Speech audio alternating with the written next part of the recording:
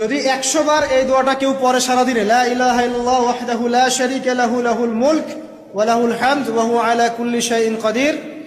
ওই দিন শয়তান তার কাছে আসবে না। 100 গুনাহ আমলনামা থেকে কেটে দেওয়া হবে, 100 নেকি লিখে দেওয়া হবে,